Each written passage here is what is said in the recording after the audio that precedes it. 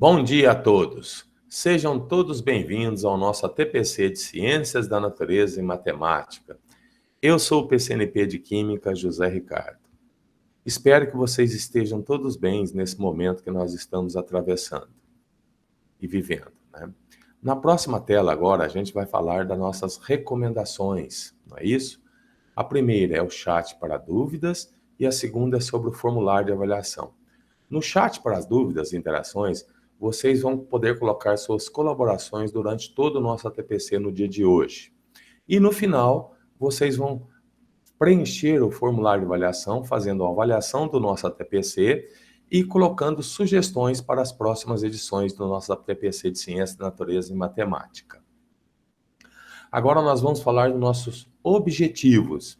O primeiro, promover o aprimoramento pedagógico dos professores no currículo paulista. O segundo, compreender a necessidade de trabalhar com as habilidades essenciais para garantir a aprendizagem dos alunos. Então, nós vamos ver o quê? A necessidade de trabalhar com as habilidades essenciais, que está na onde? No currículo paulista. E o terceiro, nós vamos verificar as habilidades solicitadas na AP, das Ciências da Natureza, que compõe o marco de desenvolvimento na aprendizagem dos nossos estudantes, ou seja, é a primeira vez, né, que volta a aparecer as APs de Ciência da Natureza no ano de 2021 em relação ao primeiro bimestre. Nós vamos fazer uma análise dessas APs. Na próxima nossa aí, nós vamos falar da nossa pauta do dia de hoje, que são as habilidades essenciais, vamos falar da matriz de currículo, né, matriz curricular, e vamos fazer umas análises das habilidades das APs das Ciências da Natureza. Na próxima, nós vamos falar propriamente dito e mostrar para vocês as matrizes de habilidades, das habilidades essenciais da Rede Estadual de 2021, onde tem um link, que vocês acessando esse link, vocês têm acesso às habilidades essenciais de ciências dos anos finais, e também têm acesso às habilidades essenciais de física do ensino médio, essenciais de biologia do ensino médio e das habilidades essenciais de química do ensino médio. Basta usar esse link, né, para ter acesso a essas habilidades e analisar as matrizes, né, de habilidades essenciais de cada conteúdo, ano e série em que você atua como professor. Agora nós vamos falar propriamente das matrizes de habilidades essenciais, que é o resultado da priorização do documento curricular da rede. Essa priorização surgiu em atendimento ao contexto de redução do tempo pedagógico e da forma de interação com os estudantes. Essas habilidades selecionadas devem ser o foco do trabalho pedagógico em 2021, ou seja, nós temos como foco o quê? O trabalho pedagógico em cima do quê? Das habilidades selecionadas que estão nas matrizes curriculares de habilidades essenciais, para que os estudantes possam avançar em sua trajetória educacional. A matriz de habilidades essenciais foi organizada contemplando habilidades do próprio ano série em que o estudante se encontra e também de anos séries anteriores, mas que são pré-requisitos básicos para que o estudante possa acompanhar o ano e série corrente. A matriz orienta a produção do material didático, recuperação e aprofundamento, ou seja, o aprender sempre. Ele é baseado tudo no quê? Nas habilidades essenciais. E norteia as avaliações diagnósticas. Aí nós temos uma fala de Nilson José Machado, segundo ele, né? Ele é livre docente na área de epistemologia e didática da Faculdade de Educação da USP. Ele fala o seguinte: não dá para dar tudo neste ano. Será preciso elencar ideias fundamentais. Portanto, foi realizado um mapeamento das aprendizagens que não puderam ser contempladas em 2020 ou que precisam ser aprofundados. Reorganizar essas aprendizagens a serem retomadas em 2021, para garantir a aprendizagem dos alunos em um ano em que o acesso à escola ficou comprometido.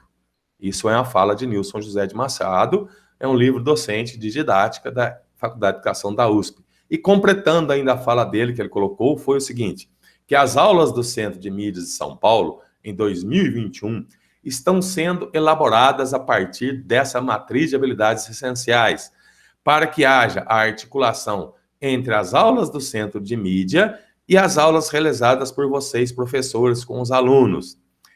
Será importante que as aulas sejam planejadas a partir dessa mesma matriz de habilidade, ou seja, que vocês planejem as suas aulas, né, em cima das matrizes de habilidades essenciais do conteúdo do ano e série em que vocês atuam como professor.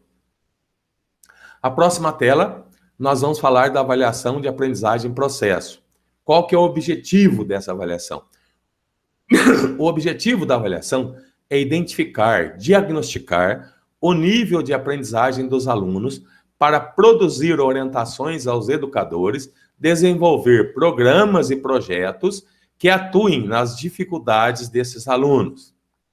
Os itens da AP1 estão baseados nas habilidades essenciais do currículo correspondentes ao primeiro bimestre e nas habilidades que compõem os marcos de desenvolvimento constantes na plataforma CAED, que incluem habilidades do ano e série em curso e também de anos anteriores. Aí a gente tem um comentário em cima disso. Posteriormente ao processo de aplicação, que já encerrou, né, da AP1, os dados e informações resultantes dessa avaliação serão estaticamente processados e já estão disponibilizados na plataforma CAED, incluindo participação, desempenho por habilidades avaliadas e orientações pedagógicas relativas às habilidades diagnosticadas como prioritárias para o apoio às ações pedagógicas junto aos estudantes. E vocês têm acesso a tudo isso, todo esse material na plataforma CAED. Agora, nessa apresentação, a gente elencou o quê? A quantidade de questões, ou seja, o número de questões em ciências com habilidades essenciais do currículo contemplam física, química, biologia e as norteadoras nas avaliações da AP de ciências, né, da primeira AP de ciências, tanto do sexto, do sétimo, do oitavo e do nono ano. Aqui tem um link para vocês entrarem e terem acesso, né, a esses dados, tá? Já colocado aí para vocês na plataforma CAED.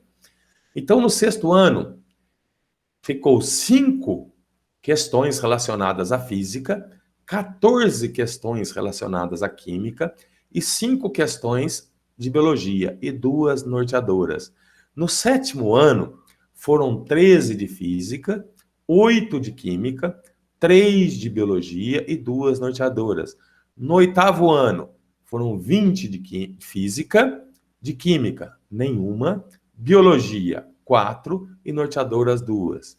No nono ano, 14 de física, 10 de química, 1 de biologia e 1 norteadora. Agora, na próxima tela, a gente vai fazer uma avaliação da AP de Ciências do sétimo ano. Para o quê? Para identificar quais foram as habilidades elencadas em cada questão, para vocês terem noção de como foi feito o formato desta AP de Ciências, né? A primeira AP de Ciências. Aí a gente optou para analisar a AP do sétimo ano. Então a gente colocou aqui AP de Ciências, sétimo ano, análise das habilidades essenciais do currículo. Aí a gente dividiu, quando está em amarelo, que são habilidades de retomada, em azul, habilidades do ano corrente, e aí em verde, habilidades de anos e séries anteriores. Física, as questões de física. A questão 1, ela foi o quê? Do ano corrente. Olha lá, Ensino Fundamental 07, foi a habilidade CL01A. Na questão 2, também do ano corrente. Ensino Fundamental 07, CL02. Na questão 5, habilidade do ano corrente e a mesma habilidade cobrada na questão 2, a EF07CL2. Já na questão 6, nós tivemos do ano corrente a habilidade CL01A, ou seja, a mesma que estava presente na questão 1. Na questão 8, do ano corrente, como está de azul, né? Nós tivemos a habilidade CL04 do sétimo ano. Na questão 9, Ensino Fundamental 07, ou seja, sétimo ano do ano corrente, nós tivemos a habilidade essencial de ciência 03. Na 12ª questão, que também é do ano corrente, nós voltamos a ter o quê? A habilidade CL03 do 7º ano de Ciências. Na 14ª questão, nós voltamos a ter a habilidade essencial CL04 do 7º ano de Ciências, que é da habilidade do ano corrente. Na 15ª, nós voltamos a ter novamente a habilidade CL01A do 7º ano de Ciências, que foi apresentada na questão 1 e na questão 6. Já a 20ª questão, que é de Física, ela já é uma de ano e séries anteriores, olha lá, é do 5º ano, olha lá, EF05, 5º ano, de Ciências, habilidade 01B. A 22ª é a habilidade do quê? Do ano corrente, EF07, CL02, de Ciências, né, habilidade 02. Na 24ª habilidade do ano corrente, é a mesma habilidade da 22ª questão, uma habilidade do 7º ano, de Ciências, habilidade 02. 25ª, também uma habilidade do ano corrente, de Ciências do 7º ano, é a CL03, que já foi contemplada tanto na 9ª como na 12ª questão. Aí nós vimos as questões relacionadas à física. Agora nós vamos ver as questões relacionadas à química. As questões de química foram usadas habilidades de retomada e habilidade de anos e séries anteriores. Habilidade retomada são as que estão em amarela. É a questão 4, que usou uma questão do 6º ano de Ciências, a habilidade CL02. A questão 7 também veio uma habilidade do 6º ano de retomada, que é a CL04. A questão 10, também uma habilidade de retomada do 6º ano de CL04. Agora, a 11ª questão já foi considerada como de ano e séries anteriores, mas baseada na mesma habilidade da 10ª questão e da 7ª questão, que é uma do 6º ano, CL04. Agora, as questões 13, 21, 23 e 26 de Química, que são de anos e séries anteriores, foram contempladas 2 habilidades em cada uma dessas questões. Por exemplo, na 13ª questão, foi uma do 6º ano, de CL04, e uma do 4º ano do ensino fundamental, que foi a CL02. Na 21ª, também do 6º ano, a questão CL02, e do ensino fundamental, quarto ano, CL02. A 23ª, uma do 6º ano, a CL04, e uma do 5º ano, a CL05. Já a 26ª questão foi uma habilidade 06, né, 6º ano, CL04, e uma do 5º ano, a CL14. Ou seja, foram contempladas 2 habilidades ao mesmo tempo de anos e séries anteriores. Agora nós vamos falar de biologia. Biologia foi usado o quê? Habilidades tudo de anos e séries anteriores. Olha lá, a 17ª questão usou uma habilidade do 5º ano, a CL11, e a habilidade do 6º ano, a CL14. Já a 18ª, ela usou uma habilidade do 5º ano, a CL05, a outra do 5º ano, a CL14. E a 19ª usou uma habilidade do 5º ano, a CL04, ou seja, toda habilidade de séries anos anteriores. E as norteadoras, nós tivemos uma habilidade de retomada e uma habilidade de anos e séries anteriores. A questão 3 usou a do 6º ano, né, a habilidade essencial do 6º ano, a CL04, e a 16ª usou a do 4º ano, a CL06. Então aqui está o quê? As habilidades que foram contempladas em cada questão da AP de Ciências do 7º ano, tá? O que a gente pode falar para vocês?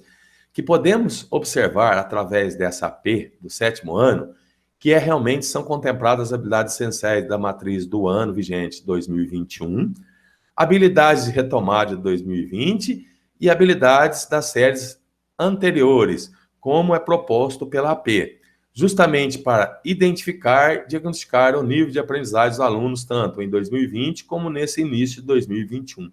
É por isso que foi usada essas habilidades, a de retomada, a do ano corrente e de anos séries anteriores. Esta é uma prova do 7º ano. Na próxima tela, agora nós vamos trabalhar com o ensino médio, né? Falar um pouquinho do quê? Do número de questões e disciplinas de Física, Química e Biologia de Ciências da Natureza da AP, do segundo ano do ensino médio, ou seja, da segunda série do ensino médio. Foram 9 questões de física, 8 questões de química e 9 questões de biologia. A primeira que nós vamos analisar aqui é a prova de física, né? Vamos fazer a análise das habilidades essenciais do currículo da AP de física, da parte de física, das questões de física, usando o mesmo legenda. Amarelo para habilidades de retomada, azul para habilidades do ano corrente e a verde para habilidade de anos e séries anteriores. Aí vocês veem que as questões 2, 3, 8, 13 e 24, que contemplam física, foi usada habilidades do ano corrente. E a 14, 18, 19 e 23, habilidades de anos e séries anteriores. Na questão 2, a habilidade está no São Paulo Faz Escola do segundo ano. A questão 3 também está no São Paulo Faz Escola, segundo ano do ensino médio. A questão 8 está no São Paulo Faz Escola do segundo ano do ensino médio, mais aprofundamento. A 13ª está no São Paulo Faz Escola do segundo ano do ensino médio, mais aprofundamento, ou seja, todas as habilidades que estão presentes no São Paulo Faz Escola em relação ao primeiro bimestre. Já a 24ª, São Paulo Faz Escola, segundo bimestre. Né? Agora, de anos e séries anteriores. Podem ver que tem 2 setas vermelhas aí, mostrando o quê? Que são habilidades do 7º ano de ciências que foram contempladas na AP de ciências e que voltaram a ser contempladas novamente na prova do segundo ano, na parte de física. Olha lá, a 14ª questão completou a habilidade EF07, de 7º ano de ciências, né? A CL02. E a questão 23 também, uma habilidade do 7º ano, que foi a CL03. Já a 18ª questão foi São Paulo Faz Escola do primeiro ano do ensino médio. Lembrando vocês que o ano passado, o primeiro ano, usou ainda o São Paulo Faz Escola. Esse ano que eles passaram a usar o currículo em ação. E a 19ª questão usou uma habilidade do 9º ano de ciências, que é a CL04. Então, aqui está todas as análises, né? Analisamos o quê? As habilidades que foram contempladas em relação às questões de física desta avaliação da AP da segunda série, né? Então, pessoal, agora na próxima tela nossa, eu vou falar para vocês de química. As habilidades de química, né? Usando a mesma legenda, né? Que foram habilidades de retomada, habilidades do ano corrente e habilidade de anos e séries anteriores. A questão 4, 5, 9, 25 e 26 são habilidades do ano corrente, ou seja, baseadas no São Paulo Faz Escola, segundo ano. A questão 4 foi sobre cálculos de massa. Essa habilidade foi apresentada em uma aula no dia 29 de março. Tá? A 5ª questão usou São Paulo Faz Escola, segundo ano, cálculo estequiométrico, e foi apresentada na aula do dia 15 de fevereiro. A questão 9, do São Paulo Faz Escola de segundo ano, composições e soluções, ela foi apresentada para os alunos na aula no Centro de Mídias, no dia 29 de março. A 10ª questão, ela fala o quê? De anos e séries anteriores. Olha lá, voltando a falar do São Paulo Faz Escola primeiro ano. E também contemplando uma habilidade do 9º ano de ciências, a CL02. Lembrando vocês, novamente, que o ano passado, esses alunos estavam no primeiro ano e fizeram uso do São Paulo Faz Escola. Este ano, que o primeiro ano está usando o currículo em ação. A 15ª questão também fez uso da São Paulo Faz Escola do segundo ano do ensino médio, mas usou uma habilidade do quê? De anos e séries anteriores, que é do 9º ano de ciências, a CL01, que é a estrutura da matéria, né? A 20ª questão. E também o quê? A CL02, que não está aparecendo aí para vocês, mas que também foi usada, né? Que é a Lei de Conservação de Massa, tá? Que também foi usada na 20ª questão, não é isso? E a 20ª questão voltou ao São Paulo Faz Escola primeiro ano, a Ensino Fundamental CL02, Lei de Conservação de Massa, não é isso?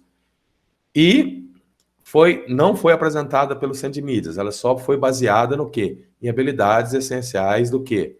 De retomada. ao contrário da 10ª e 15ª, que foi habilidade de anos e séries anteriores.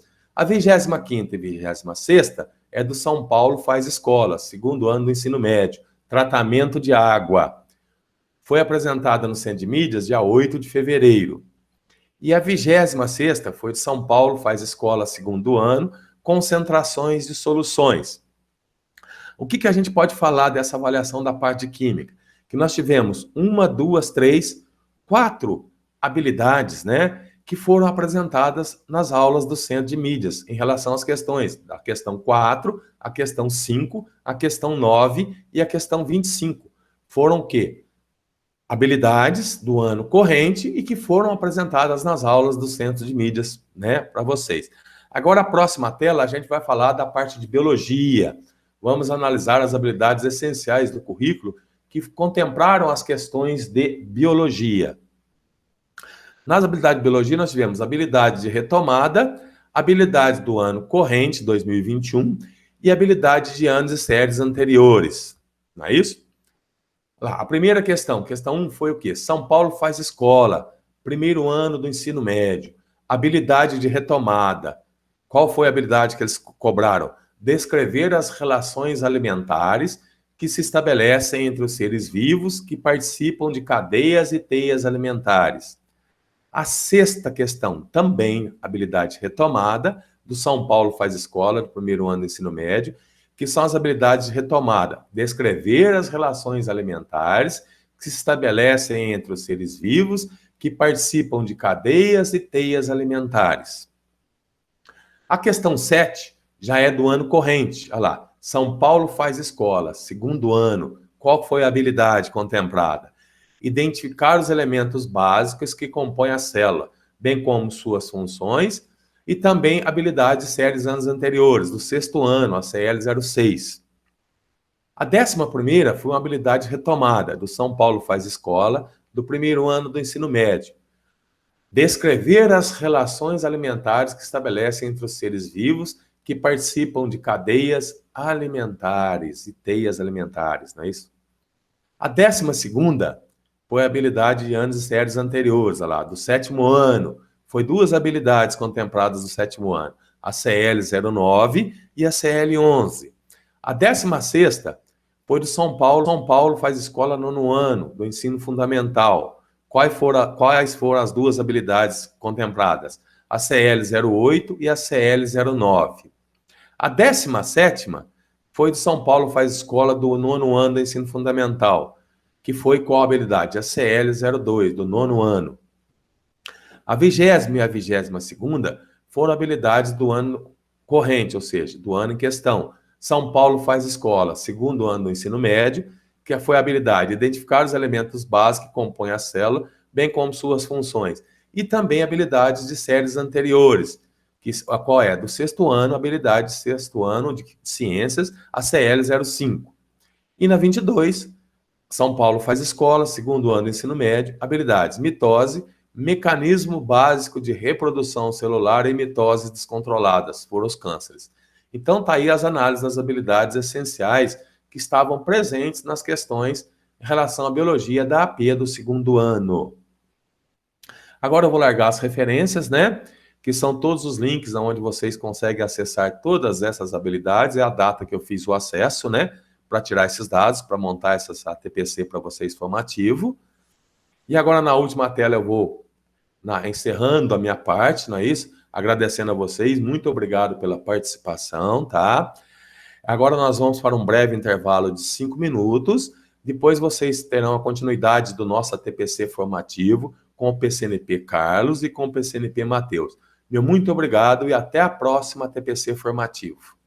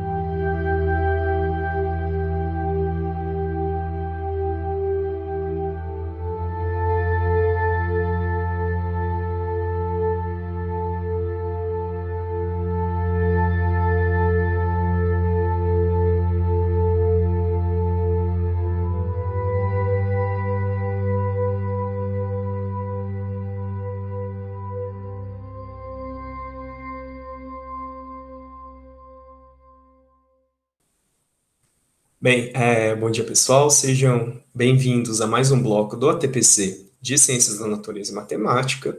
Para quem está chegando agora e ainda não me conhece, eu sou Matheus, PCNP de Biologia, aqui na Diretoria de Ensino de São João da Boa Vista. Só para vocês entenderem um pouquinho melhor a divisão do ATPC de hoje, no primeiro bloco o professor José Ricardo abordou com vocês algumas demandas pontuais vindas da Secretaria da Educação. Já nos demais blocos, nós tentaremos atender aos pedidos de temas para serem abordados nos ATPCs feitos por vocês através das devolutivas que são encaminhadas através do formulário Google Forms, tá joia? Esse Google Forms ele fica sempre num link que está presente na pauta que é enviada previamente a vocês pelos seus coordenadores, ok? Entre os temas mais pedidos, nós tivemos que fosse abordado nos ATPCs a respeito das competências socioemocionais. Eu não vou entrar em detalhes sobre quais são essas competências socioemocionais, porque isso já foi tema de várias formações dadas pela secretaria, então eu estaria sendo muito repetitivo, e essas competências também estão presentes, inclusive, nos materiais do professor, como o currículo em ação, por exemplo. Então, hoje, nós vamos focar na integração dessas competências aos conteúdos de um determinado componente curricular. Primeiramente, eu preciso ter ciência que, para integrar essas competências socioemocionais ao conteúdo, eu preciso garantir a intencionalidade do desenvolvimento socioemocional no processo de ensino e aprendizagem. Isso não vai significar que eu vou ter que dar uma aula sobre uma determinada competência. Não, gente, pelo amor de Deus, não é isso não. Então, apesar de ser importante eu conhecer as competências socioemocionais, o seu desenvolvimento ele vai acontecer sempre de forma prática ou de forma experimental e reflexiva, tá joia? Então, ao preparar as minhas aulas, é importante eu considerar como que eu vou oferecer mais oportunidades para os meus estudantes mobilizarem uma determinada competência socioemocional que eu vou ter foco naquela aula, tá ok? Então, para facilitar um pouco mais o entendimento de vocês, eu selecionei uma entrevista com 3 especialistas sobre competências socioemocionais, que foi apresentada no canal Futura. Eu vou colocar ela para vocês e ao final da entrevista, nós teremos novamente um intervalo de 5 minutos. Eu espero que vocês gostem e que ela facilite um pouco a compreensão de vocês sobre esse tema. Um abraço, gente.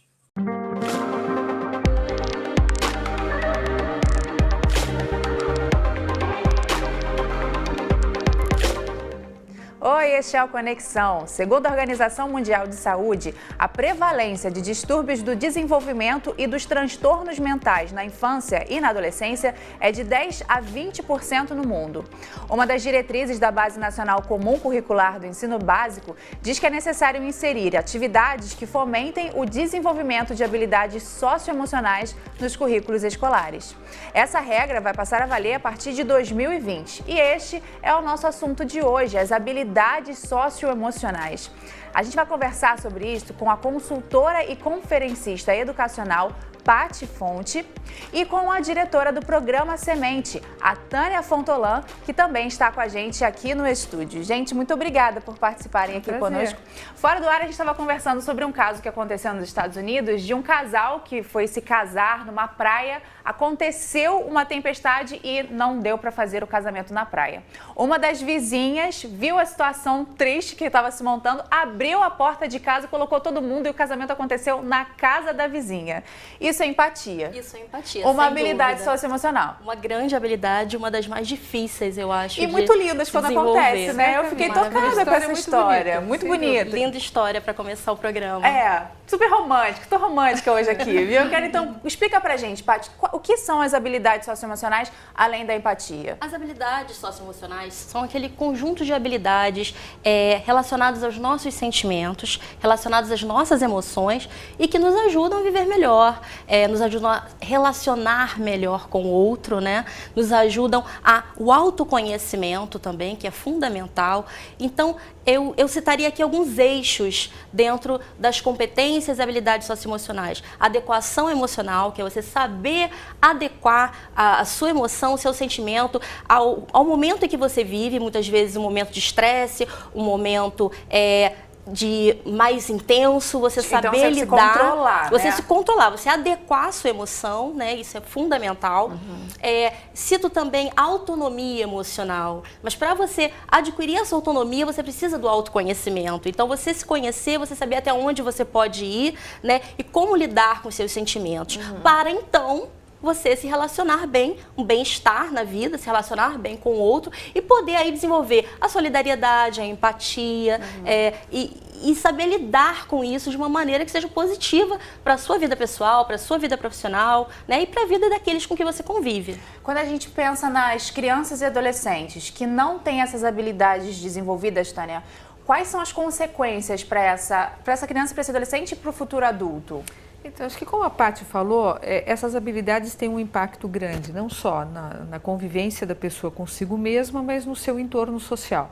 Eu acho que alguém que não consegue desenvolver isso ao longo da vida, e aqui um parênteses, né? Acho que uma das grandes descobertas dos últimos tempos é que isso é passível de ser desenvolvido. Durante muito tempo se considerou que eram traços de personalidade inatos e que as pessoas quase que estavam condenadas a essa condição, entre aspas, de nascimento, né? Então, por exemplo, se a pessoa é mais impulsiva, se é mais estourada, ela ia morrer daquele jeito. Exatamente. Então, não é assim. Não é assim. Então, hoje, à medida em que você coloca isso de fato como um foco de desenvolvimento também na escola, as pessoas podem controlar esses impulsos, né? Aquilo que a gente chama de autorregulação, e colado nisso, você tem aspectos como perseverança, como lidar com pressão, você não desistir diante dos primeiros obstáculos, né? Esse é um aspecto.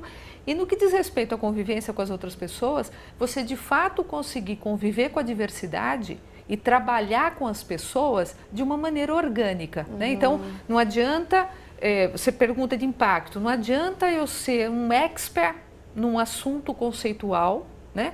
Tecnicamente, eu ser uma pessoa super bem preparada, se no momento em que eu vou para a vida social, depois num ambiente de trabalho, ou até mesmo num ambiente escolar, e eu tenho que compartilhar esses conhecimentos e construir projetos com as outras pessoas, eu não tenho a menor habilidade para lidar com isso. Não adianta, então, ser incrível se você não consegue lidar com as pessoas, né? Eu diria que você só é incrível se você consegue lidar com as pessoas. Eu concordo, aprendi agora aqui. Deixa eu te falar, essas habilidades, elas podem ser desenvolvidas em qualquer idade? Sim, desde a mais eu acredito que até, idade. Por exemplo, o próprio educador tem que ser desenvolvido para ajudar a desenvolver a criança, né? Exatamente. Hoje se pensa e se coloca isso sistematicamente, né? Tanto que agora com a nova base comum curricular vai ser obrigatório dentro das escolas. Mas se a gente parar para pensar, desde sempre nós convivemos com emoções e sentimentos na escola. Então, todos nós temos as nossas marcas positivas ou negativas do nosso tempo de escola. Então, se parar para pensar, você vai ter aquele professor que foi um grande inspirador, um grande incentivador, ou aquele que te colocou muito medo, te repreendeu muito. Então, todos nós temos isso.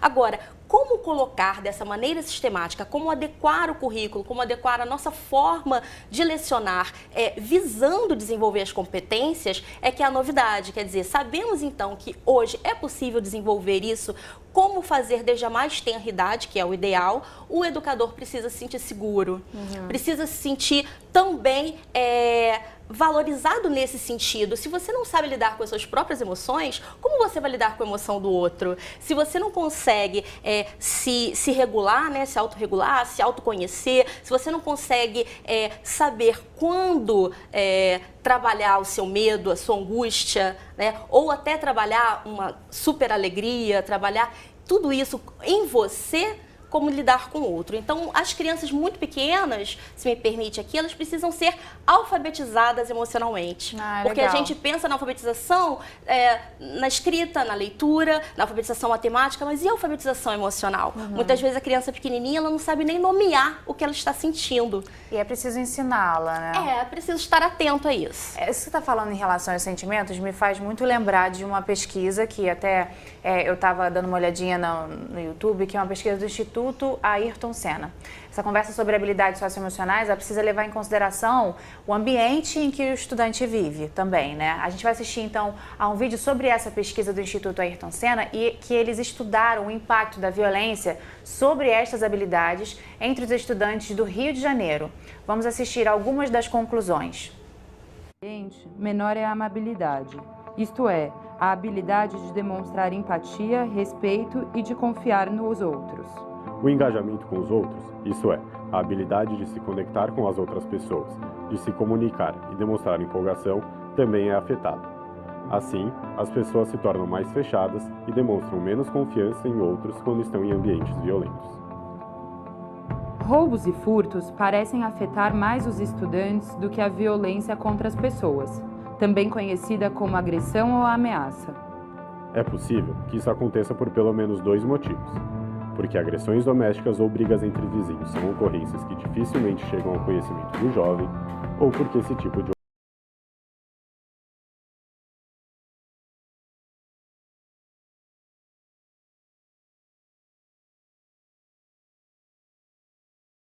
agressões. Logo, os estudantes se sentem mais vulneráveis a eles. Quando são expostos a situações de violência, os jovens tendem a acreditar que não têm controle sobre sua vida. Ficam sem esperanças no futuro. E isso pode contribuir para que não frequentem a escola. Afinal, 10 milhões de jovens no Brasil entre 15 e 17 anos deveriam obrigatoriamente estudar, mas desses, 1,5 milhão sequer se matricula e outros 700 mil abandonam a escola antes do final do ano letivo. Só 59% do total concluem educação média com no máximo 1 ano de atraso. Aí a gente viu algumas consequências de um caso específico, mas que infelizmente no Brasil é recorrente. Não é um problema apenas do Rio de Janeiro, do estado do Rio de Janeiro. Tendo uma realidade dessa, como o educador deve se portar?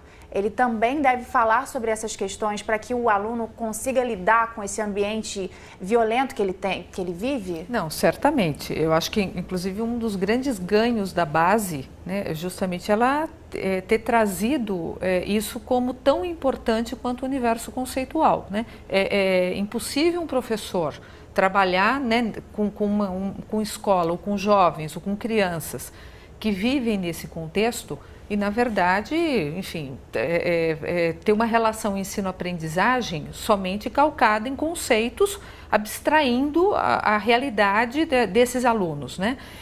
Agora, eu acho que é importante, de qualquer forma, que o professor não só atente, então, para a necessidade de discutir isso, né? Vai um pouco na direção de dar a oportunidade da criança falar dos seus medos, das suas emoções.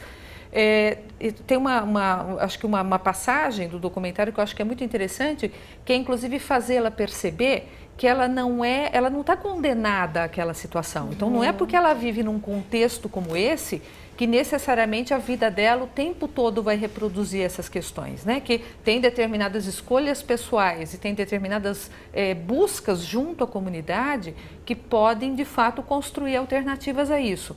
Mas aí um aspecto que eu quero chamar a atenção é assim, talvez hoje a grande maioria dos professores tenha sido formada tecnicamente, pedagogicamente, sob outros paradigmas, sob paradigmas de que importava você repassar um conhecimento conceitual.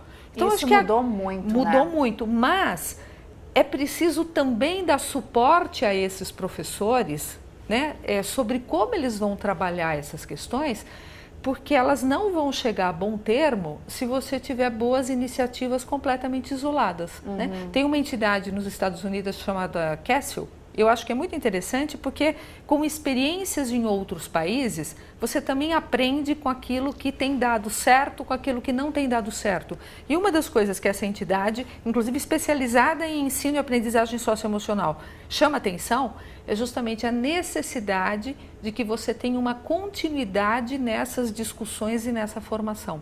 Entende? Então não adianta isoladamente. Ter uma sala em que você vai conversar sobre aquilo e não falar mais disso em momento nenhum na sala. Ou então, assim, durante 2 semanas, aquele é objeto de um trabalho, digamos, e aí você só vai tocar no assunto um semestre depois, no ano seguinte. Né? Exatamente, mas eu quero chamar a atenção disso. Então, não adianta só dizer o que fazer e por que fazer. Sim. Não adianta só sensibilizar o professor ou explicar para ele ou ganhá-lo, digamos, para essa formação mais completa, se você também não oferecer a ele condições, orientações, possibilidades dele também mergulhar nesse processo para si mesmo e também para buscar caminhos pedagógicos sistematizados para colocar isso em prática. Vamos trazer agora para a conversa o Luiz Laurelli, que representa a Mind Lab. É uma empresa que é focada, tem um foco em desenvolver projetos que fomentem a melhora das habilidades socioemocionais. Oi, Luiz, você está me ouvindo? Sim, estou te ouvindo, cara. Está ouvindo a nossa conversa, então, aqui desde o início, né? Estou ouvindo vocês. Eu queria, então, perguntar para você. Vocês trabalham com projetos em escolas, né? Eu vi que vocês estão em muitas escolas públicas também, não apenas em escolas particulares. Mas existe essa sensibilização, essa preocupação em cuidar da saúde emocional e da habilidade socioemocional também do educador? Bom, a questão que vocês estão colocando aí, para mim, é perfeita. É uma questão absolutamente fundamental pensarmos no bem-estar do professor. O nosso trabalho, ele parte de um princípio de que todo mundo é modificável, né? A fundamentação teórica do nosso trabalho vem de um psicólogo que vivia em Israel na época da Segunda Guerra Mundial, o Forstein, e que ele trabalhou com crianças que tinham sido vítimas do Holocausto e que, portanto, tinha todo nível de dificuldade para a aprendizagem. Inclusive, o neto dele era uma criança com síndrome de Down, e a partir daí ele começou a identificar que, a partir da mediação de um adulto, quando bem feita, ela proporciona condições diferenciadas de aprendizagem. Portanto, isso nos fundamentou para pensar em como é que essa mediação acontece por parte do professor.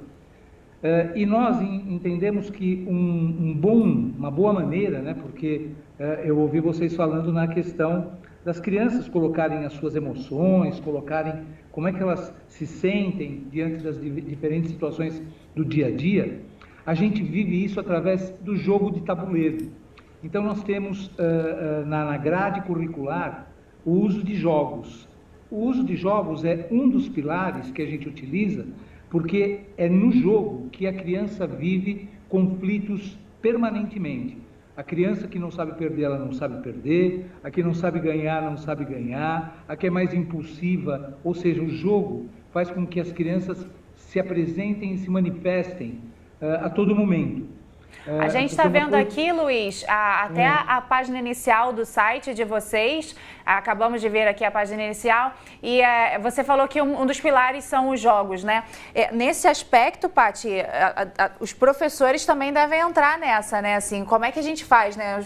Como é que é esse aspecto, assim, para lidar com essa história dos jogos, com os professores? Pois é, eu sou defensora da pedagogia de projetos. Então, eu acredito que as habilidades socioemocionais, elas estão inseridas o tempo todo. Não é aquilo de você parar para falar sobre isso. Então, é através dos jogos, das brincadeiras, da contação de histórias, através das atividades em grupo diversificadas, então, dinâmicas. O tempo todo o professor pode trabalhar a parte cognitiva e a parte emocional e afetiva. E com a pedagogia de projetos, isso é muito mais tranquilo. Por quê? Porque você já tem problemas a serem resolvidos e você busca as soluções para esses problemas, que nada mais é do que trabalhar com a vida real. Então, é a escola preparando não só para uma vida profissional, mas preparando para viver melhor. E Luiz, o feedback que vocês recebem desses jogos, quais são os sinais que esses estudantes participantes dão de que estão se desenvolvendo, né? Estão evoluindo aí as suas habilidades socioemocionais? Bom, houve uma intervenção que eu gostaria de contra-argumentar, porque eu concordo totalmente com pedagogia de projetos, né? E o fato de trabalharmos num momento com o jogo, isso não se contrapõe à pedagogia de projetos, muito pelo contrário, porque a toda aula a gente faz o que a gente chama de transcendência, ou seja, vive-se concretamente todos os conflitos que aparecem diante de um jogo. O professor é preparado, e não só o professor aplicador, mas todos os professores, a formação que nós realizamos é com o conjunto dos professores, para que eles utilizem métodos metacognitivos, que ajudem os alunos a organizar o seu pensamento. E isso é muito interessante. A gente, por exemplo, utiliza um método que a gente chama método do semáforo. O semáforo eu tenho que parar, pensar antes de agir. E essas metáforas fazem com que eles se organizem e vão organizando a forma como pensam. Bacana. Nós temos um caso muito interessante, só para citar um exemplo, teve um caso de uma criança que passou por uma situação de assalto. E nessa situação de assalto, ela se manteve absolutamente calma. E quando terminou o assalto, a mãe falou: puxa, filho, como é que você conseguiu, durante todo esse tempo, ficar tão calmo? Ele falou: fácil, mãe, eu usei o método do semáforo. Ai, que Ou seja, legal. ele aproveitou aquilo que era a forma de parar, pensar e não agir sem ter a situação analisada estrategicamente, o cenário todo identificado, para pensar em qual ação a ser tomada. É claro que, assim, essa história que você está contando, a gente fica muito feliz com o resultado. É triste, claro, saber que uma criança passou por uma violência dessa, mas muito legal saber que essas habilidades sendo desenvolvidas, ele leva para a vida toda, né, Tânia? Acho que a ideia é essa, é preparar essa pessoa mesmo, Sem né? dúvida. E eu acho que nessa direção, eu acho que é importante que você tenha, de fato, né, um trabalho que depois extrapole, né, para que essa criança leve para a vida e mesmo para as outras disciplinas, digamos assim.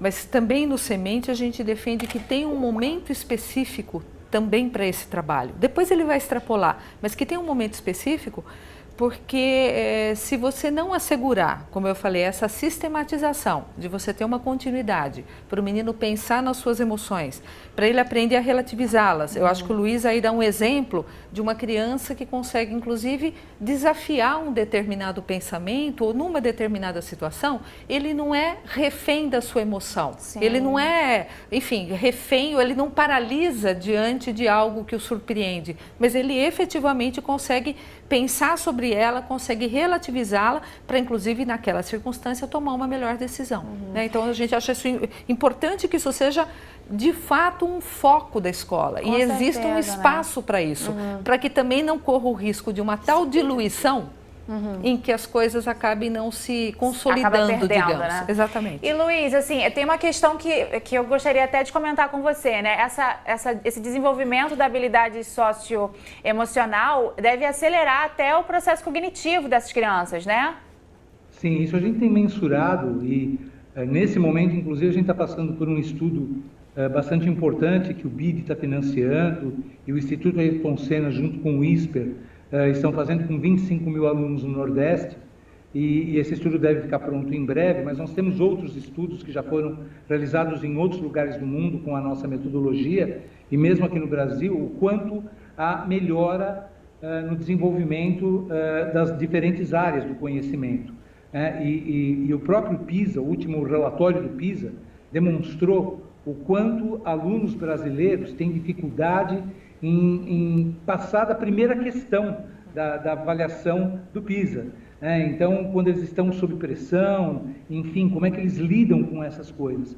E isso nós temos feito vários estudos de várias universidades que realizaram conosco. Eu posso citar o exemplo da Universidade de Yale, enfim, universidades no mundo que já fizeram conosco essa avaliação, porque a melhoria na matemática, quando a gente joga, e utilizando essas metáforas todas, por exemplo, tem um método que a gente chama, que é o método detetive, que eu poderia chamar academicamente de hipotético dedutivo, mas que a gente usa as metáforas exatamente para que fique simples.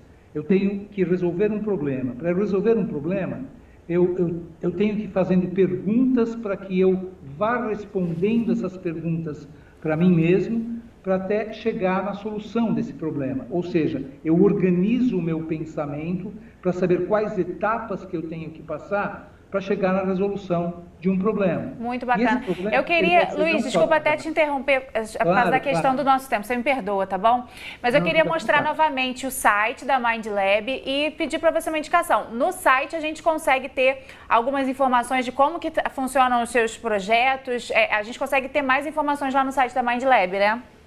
Sim, inclusive estudos que eu estou citando, eles estão todos organizados dentro do nosso site. Vocês podem acessar esses estudos feitos em diferentes lugares do mundo. É um site até muito bonito, viu, Luiz? Parabéns aqui, mindlab.com.br. A gente está vendo, tem umas fotos de umas crianças assim com cara de criança inteligente. Está muito bonito esse site, parabéns. E muito obrigada pela sua participação aqui com a gente, viu, Luiz?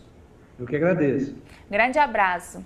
Eu queria que a gente, agora a gente está caminhando para o final da nossa conversa, esses aspectos que o Luiz levantou foram muito legais, ele trouxe exemplos de alguns desses jogos, né? Eu queria dar espaço também para que vocês dessem umas dicas para os nossos educadores e também para os pais e mães que estão assistindo o programa, de como que a gente pode começar a trabalhar isso dentro de casa, porque eu acredito, Paty, que seja impossível desenvolver a habilidade sem o apoio da família, né, dentro de casa, né? O grande desafio, além da formação continuada do professor, do educador, é essa união escola-família, né? Vimos aí famílias hoje diferentes, tipos familiares, né? Famílias mais afastadas dos seus filhos, até por questão financeira, tempo, trabalho, e tudo isso se torna, sim, um obstáculo se não for trabalhado em conjunto. É preciso que a família esteja junto. É fundamental. E então, quais são os pontos, assim, se você pudesse nomear? Vamos começar a pensar em desenvolvimento socioemocional dentro da minha casa ou na minha escola. Quais são os principais focos que você pensa para dar o start? Olha, eu acho que primeiro criar de fato um espaço em que a criança possa falar daquilo que ela está sentindo, né? E que, enfim, esse é o primeiro ponto, porque os adultos, né, à medida em que inclusive eles têm mais experiência, eu acho que justamente eles podem ajudar as crianças a se sentirem seguras, né, para que elas exponham os seus temores, os seus medos, as suas conquistas, e que essas emoções de fato possam ser nomeadas e também possam ser, digamos, dentro da família um objeto de reflexão. Acho que esse é um aspecto. Como essa questão das habilidades socioemocionais também estão ligadas a outros domínios, como por exemplo do autocontrole e da autorregulação, então é óbvio que a questão da autorregulação também está ligada à ideia de limites, né? De uma criança que também comece a perceber que, enfim, não pode imperar apenas o reino da vontade, né? Ela também tem que aprender a ir dimensionando a diferença entre o que ela quer e aquilo que ela de fato pode. Né? Então é criar um ambiente em que a pessoa possa se sentir livre e aí dentro dessa liberdade ela aprenda seus limites, seus direitos. Muito legal. Nada substitui o diálogo com seu filho, o tempo de brincar, de estar junto. Então muitos pais hoje oferecem bens materiais, mas nada é melhor, nada substitui o tempo de estar ouvindo o filho. A gente está vendo suas dicas, eu gostaria de encerrar o programa, antes de encerrar, mostrar que mais dicas dá para ver nesses livros aqui da Paty, né? Então, temos os livros da Paty e eu também gostaria de mostrar, antes que a gente encerrasse, o site do Programa Semente, onde também dá para ter outras informações sobre as habilidades socioemocionais. Outro site muito bonitinho tambem. Vocês estão mandando muito bem no site, hein? Parabéns, olha. É o programasemente.com.br? Isso mesmo. Programasemente.com.br. A gente já deu a dica do Mind Lab também. Ficam aí as dicas para os nossos educadores, para os nossos pais responsáveis. Tem livro, tem aqui as dicas. Se você quiser rever esta ou outras entrevistas, é só acessar o futuraplay.org, viu? Muito obrigada pela participação de vocês. Foi ótima essa conversa. Muito obrigada. E muito obrigada pela sua companhia, viu? Um grande beijo de preferência, e até a próxima.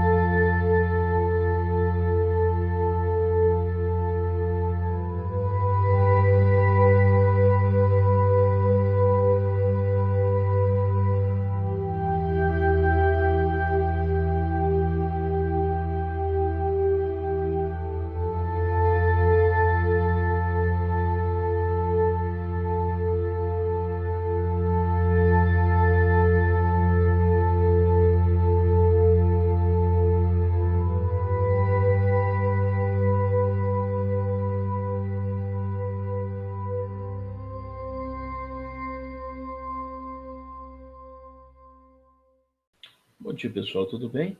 Meu nome é Carlos, eu estou com o PCNP na diretoria de ensino aqui de São João, né? E eu sou professor de matemática. E hoje a gente veio falar de um tema aí bem interessante, né? Que é a gamificação, tá? Como vocês sabem, né? Todo final de ATPC nós enviamos um formulário, né? Aí os participantes respondem e nós analisamos, né? Vários pedidos, né? De temas de ATPC, nós analisamos esses pedidos e aí, né? A gente tenta trazer para vocês aí uma demanda que os professores pedem, né? E uma dessas demandas era a gamificação na matemática, já que a gente está tratando de um contexto híbrido, né? A gente está vivendo em um contexto híbrido, então é uma coisa que ajuda muito os alunos, que a estimula muito, né? E a gente consegue até ajudar na busca ativa, né? Se a gente tiver algum atrativo a mais para esse aluno. Então eu vou colocar aqui o slide rapidinho, gente. Ver se dá certo. Bom, gamificação na matemática, né? A gamificação na educação tem ganhado destaque no ambiente escolar, né? Ela colabora com o desenvolvimento e a participação do aluno, além de oferecer estímulos externos que ajudam no processo de aquisição de conhecimento e no reforço escolar. A prática consiste em aplicar elementos de jogos, né, no processo de aprendizagem. Bom, pessoal, a gente sabe, né, que, que os nossos alunos gostam muito de jogos, né? A gente pode perceber aí que alguns passam a noite aí jogando no celular, jogando no computador, né? Mas por que será que o jogo, né, atrai tanto o nosso aluno, né? Uma vez eu estava conversando com alguns professores, né, de matemática e todo mundo estava falando, né, que o ensino da matemática lembra um pouco o jogo, né? Porque o aluno ele vai aprendendo, né? Ele vai passando de fases, né? Ele vai passando de níveis e cada vez vai ficando mais complicado e ele tem que vencer esses níveis. Só que o estímulo do jogo é um pouco diferente do estímulo da matemática, tá? O jogo tem vários apelos, né, que atraem mais aí os nossos alunos, né? Apelo visual, pelo sonoro, tem uma música de fundo legal, tem um gráfico legal no jogo, tá? Tudo isso contribui, né, para que o aluno se interesse mais por jogos, né? E por que não usar isso a nosso favor, né? E olha só, gente, eu tava vendo, saiu um vídeo lá na sede, tá? Saiu um vídeo para os alunos, né? Como os alunos podem entrar numa plataforma de jogo, de, de jogos matemáticos dentro da sede. O vídeo é rapidinho, tá? Eu vou colocar para vocês aqui e eu não vou passar ele inteiro, não, senão fica muito tempo. Vai dar uns 3 ou 4 minutos aqui para mostrar para vocês como que o aluno vai entrar, tá? E logo depois eu vou voltar aqui para conversar com vocês sobre essa plataforma que tem na sede, ok? Então, segue o vídeo, tá? Isso aí.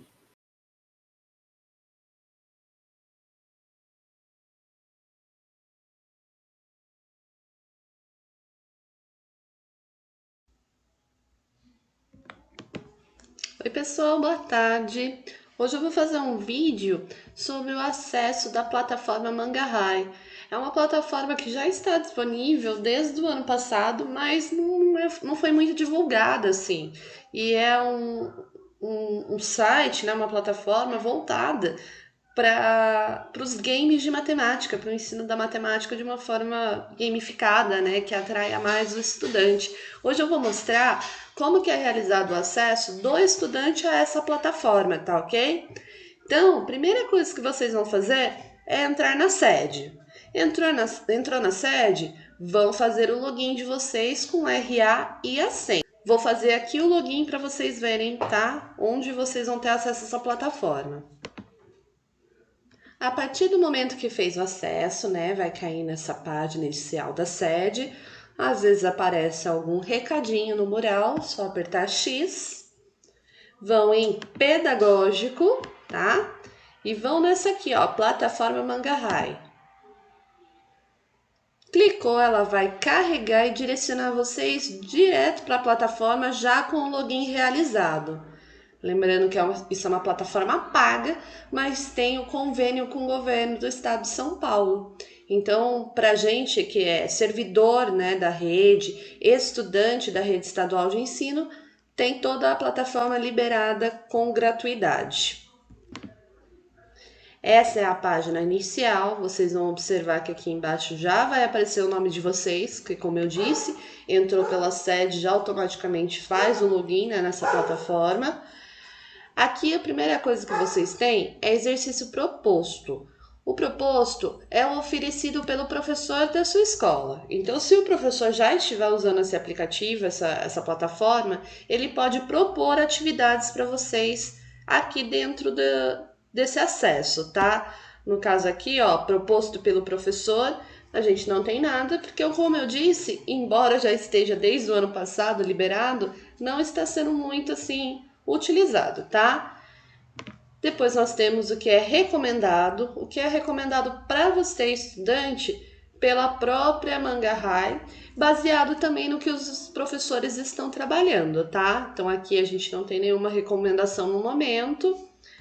Vocês podem ir ali, ó, na central de games. Quando vocês entrarem na central de games, vai ter diversos jogos, tá?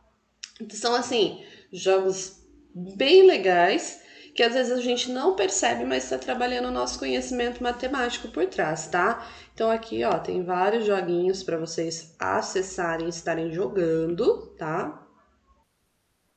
E aí, pessoal, gostaram do vídeo? Acharam bom, assim, interessante, né?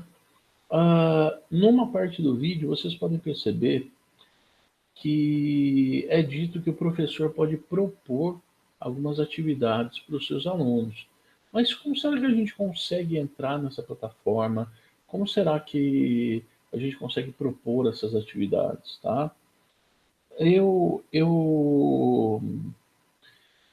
estive 15 dias de licença, né, gente? Voltei nessa semana e entrei em contato com outra diretoria de ensino, né? E com outro PCNP de matemática, e nós estamos conversando um pouco sobre essa plataforma, tá? Plataforma Mangarrai, eu acho que é assim que fala, né? E é exatamente essa plataforma que está disponível para os nossos alunos, né? É uma plataforma britânica, né? Ela tem sede fora do país, só que o Estado de São Paulo fechou um acordo, né? Uma parceria com essa plataforma para ela estar disponível na sede para os nossos alunos, né? E a outra diretoria de ensino recebeu um tipo de tutorial, né, para os professores, né, terem acesso às suas turmas, e a gente pode propor as atividades lá dentro, como mostrado no vídeo, né? Só que no vídeo não tinha nada proposto. Gente, eu quero aprofundar mais nesse assunto no próximo ATPC, né?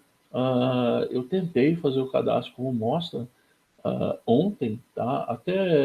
Até agora eu não tive resposta ainda no meu e-mail, por isso que eu quero aprofundar mais esse assunto no próximo ATPC. Hoje é mais para apresentar para vocês aí essa plataforma. Então, vamos lá, né? Algumas vantagens aí de usar, né, a plataforma e do Mangarrai. Bom, apresenta relatórios atualizados, né, da participação dos seus alunos. Então, quando você logar na plataforma, né, com o e-mail institucional que eu vou mostrar aqui para vocês, vocês vão ter acesso, né, às, às suas turmas lá dentro da plataforma, tá? E com acesso às suas turmas, você vai conseguir, né, propor atividades, propor temas e acompanhar também esses alunos dentro da plataforma, né? Então, é uma das vantagens, apresenta relatórios atualizados, isso estimula o instinto de competição, né? Como é jogos, né, gente? Então, os alunos gostam, ah, às vezes, dessa competição, né? Apesar de eu gostar mais, né, dos jogos colaborativos, né? Bom, mas enfim, estimula o aluno a produzir mais conteúdos em menos tempo, né? Ele vai jogar, ele vai estar com os amiguinhos dele lá dentro e isso pode ajudar aí no seu aprendizado, né? Vamos lá, né? Então, gente, essa daqui, ó, é a carinha lá da plataforma, tá? Então, ah, como, como se cadastrar no site, né? A gente entra no site www.mangarrai.com, tá? Ou só colocar o nome no Google, né? Mangarrai lá que ele vai levar nessa plataforma. Aí, gente, o diferencial, você não vai clicar em cadastre-se, né? Porque, a princípio, né, todos os professores já estão cadastrados, né? Só que a gente não tem acesso ainda a essa senha, né? Alguns já receberam, né, aí essa senha no e-mail institucional. Até, gente, coloca no chat aqui para mim se alguém já está usando, né? Como que está sendo para a gente pode até montar, né, gente, uma parceria no próximo ATPC, né, de algum professor mostrar esse trabalho, porque o meu perfil na sede não é o mesmo e do professor, então tem muita coisa que eu não tenho acesso, tá? Então você vai entrar lá no site, né, e vai clicar em entrar, certo? Quando você clicou em entrar, você vai lá na abinha, né? É uma setinha aqui. Entrar como professor, tá? Aí, gente, tem aquele e-mail da Microsoft, né? Que é o @professor.educacau.sp.gov.br. Você vai usar esse e-mail. E, logo após, né? Você vai clicar, ó, no esqueceu a senha, tá? Por quê? Porque a plataforma, tá? Aí você vai preencher de novo o seu e-mail aqui e vai clicar no enviar mensagem. Quando você faz isso, a plataforma vai automaticamente mandar uma mensagem para o seu e-mail institucional, tá? Ah, passei uma mais. Aí vem aquela pergunta, nossa, mas eu nunca usei esse e-mail institucional, nesse e-mail da Microsoft, eu nem sei onde está, eu nem sei qual é. Bom, gente, então eu vou mostrar aqui rapidinho, né? Um passo a passo aqui na sede, tá? Entrou lá na sede, vai ter essa carinha mais ou menos aqui, tá? Esse print, né? Veio da outra DE, que é de um perfil de professor. Então, olha só, você vai clicar, né? Automaticamente ele já aparece aqui em cima, né? E-mail institucional via Microsoft.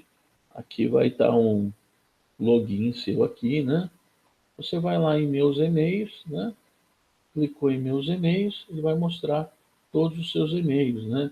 O e-mail da Google institucional e o e-mail da Microsoft, tá? E aí, gente, você vai entrar, ó, no outlook.office.com e vai colocar esse login, né? Que vai aparecer o seu nome aqui, né? Para entrar nesse e-mail, tá?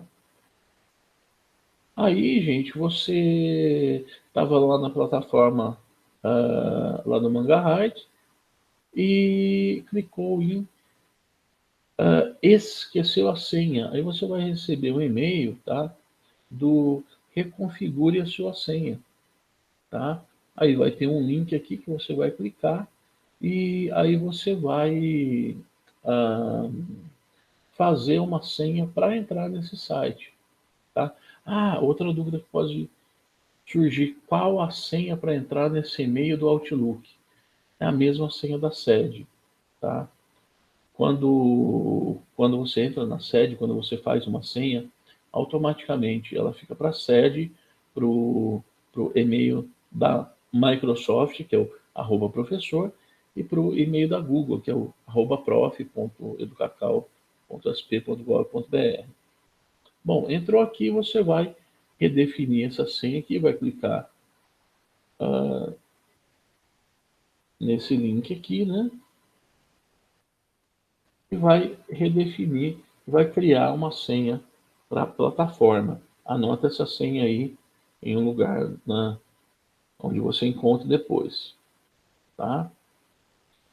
Entrou lá na plataforma, fez aquele procedimento, colocou lá, né, entrar, né, professor, colocou o seu e-mail institucional, colocou essa senha que você cadastrou, mais ou menos essa vai ser a página aqui de entrada, tá? Vai estar o teu nome aqui em cima, né? Teu nome de usuário aqui também. E aí, gente, aí precisa mexer nessa plataforma, né? Olha lá, quando você clica aqui, ó, aparece as suas turmas cadastradas, né? Apareceu as suas turmas, você pode clicar em gestão de turmas, né? E nessas turmas você pode propor atividades. Olha lá, ó. Vou clicar nessa turma aqui da primeira série à noite, né?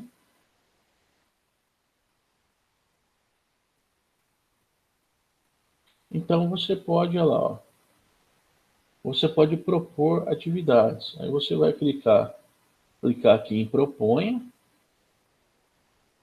né?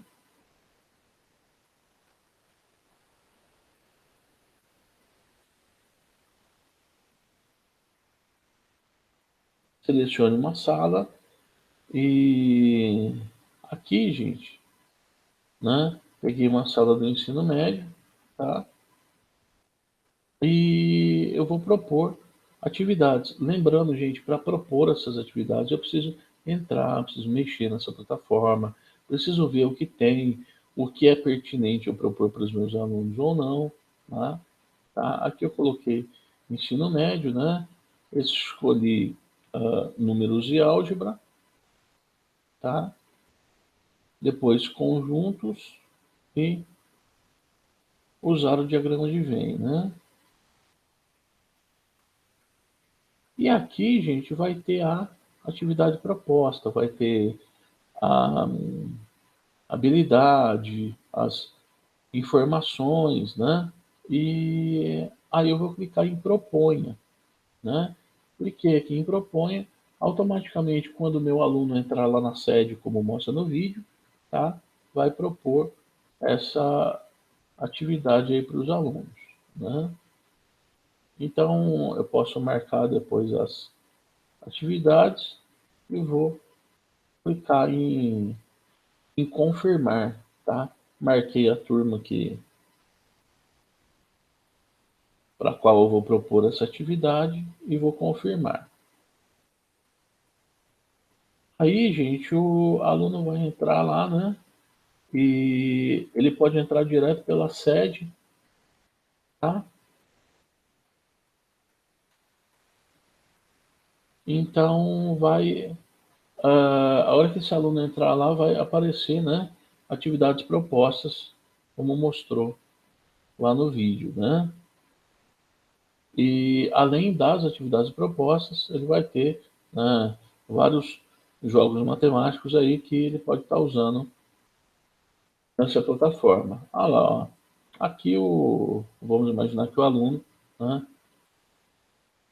entrou aqui na atividade, vai ter habilidade e vai ter os jogos, né? Aí vai clicar aqui no Play, aí vai ter como jogar, né? Vai ter ensine, né? Aí vai falar das regras, tá?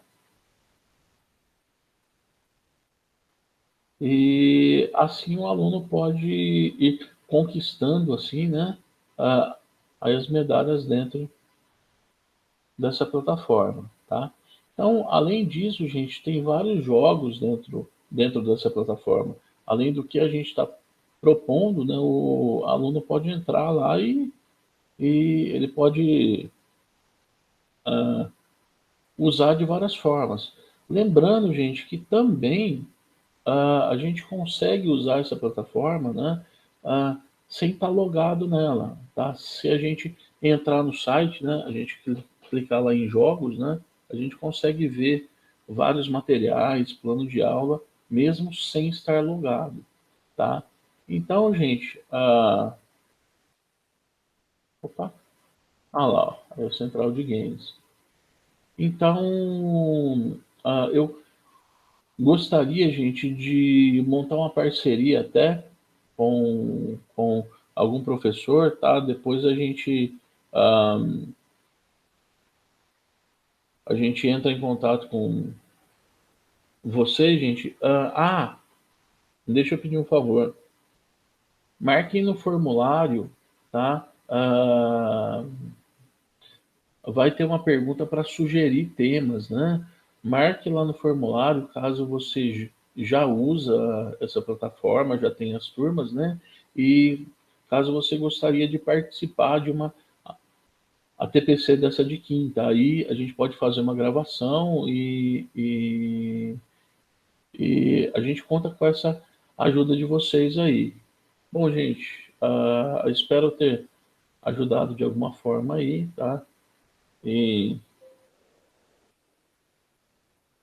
deixa eu parar a apresentação. E desejar a vocês aí um bom restinho de semana, um bom final de semana. Se cuidem e até a próxima, gente. Muito obrigado pela participação aí de todos, pela paciência de todos. Até mais, gente.